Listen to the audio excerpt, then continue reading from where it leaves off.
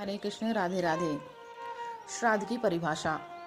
पितरों के उद्देश्य से विधि पूर्वक जो कर्म श्रद्धा से किया जाता है उसे श्राद्ध कहते हैं। श्रद्धा से ही श्राद्ध शब्द की निष्पत्ति होती है।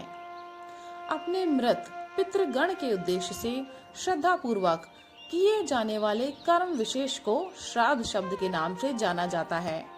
इसे ही पितृ यज्ञ भी कहते हैं, जिसका वर्णन मनुस्मृति आदि धर्मशास्त्रों, पुराणों तथा वीर मित्रोदय, श्राद्ध कल्पलता, श्राद्ध तत्व, पितृदयिता आदि अनेक ग्रंथों में प्राप्त होता है।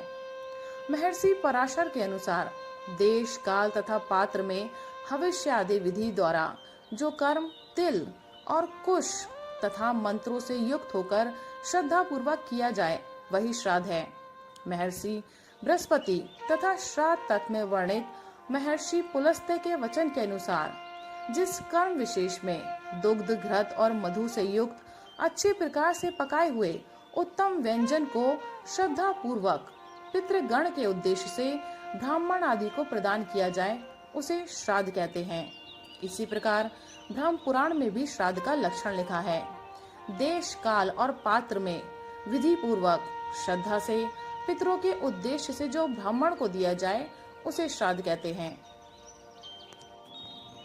श्राद्ध कर्ता का भी कल्याण। जो प्राणी विधि पूर्वक शांत मन होकर श्राद्ध करता है वह सभी पापों से रहित होकर मुक्ति को प्राप्त होता है तथा फिर संसार चक्र में नहीं आता।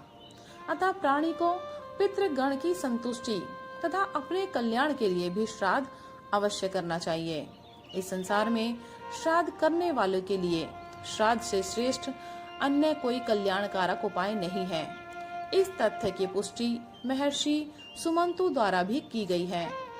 इस जगत में श्राद्ध से श्रेष्ठ अन्य कोई कल्याणप्रद उपाय नहीं है। अतः बुद्धिमान मनुष्य को यत्न पूर्वक श्राद्ध करना चाहिए।